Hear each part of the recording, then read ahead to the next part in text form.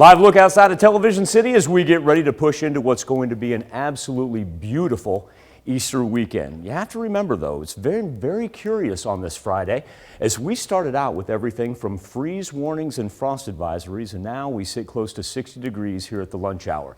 Two things that we're going to concentrate on for the rest of the afternoon and pushing into Saturday is going to be not only our wind, but our humidity. Now, the wind shifting to the south has really helped us out temperature-wise. Earlier, we were down into the high 20s, low 30s. Now we've rebounded with a bunch of high 50s on the board, even some 60s out in southeast Kansas.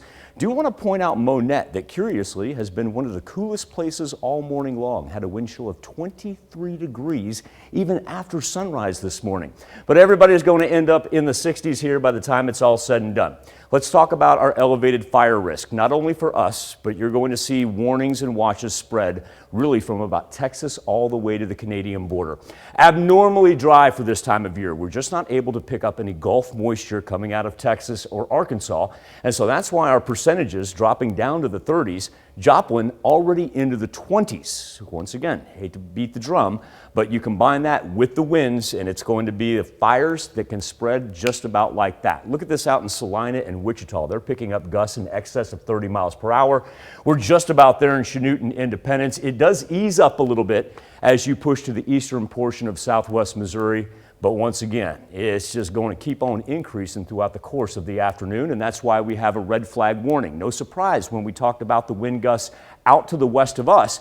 That's why it stretches all the way up to the north. Two of our counties involved in that, but it's not worth even trying to take a chance on it.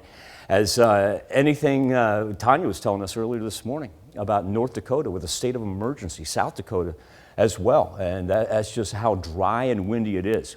Look at this east of the Mississippi.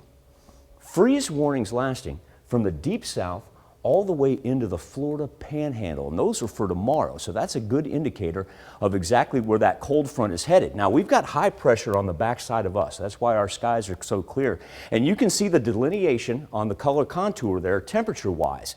The trough of the jet stream taking all that cold air, forcing it up to the northeast, but remember the other day when we had our back-to-back cooler days and the Canadian air was coming right through us?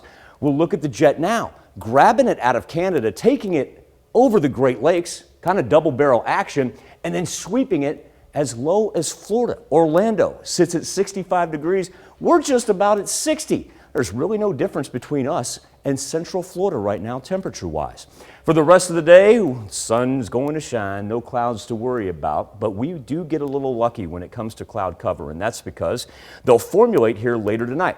Great thing about that, traps in our heat from this Friday and makes for a wonderful Saturday as we'll have temperatures up into the high 60s to begin our weekend. I know the big one is, hey, what's it going to be like for the Easter egg hunts? Well, as we progress from Saturday night, we managed to stay in the high 40s into Sunday. We're talking about the kids being able to get out, families take advantage of it, anywhere in the 50s and 60s just in time for Sunday afternoon.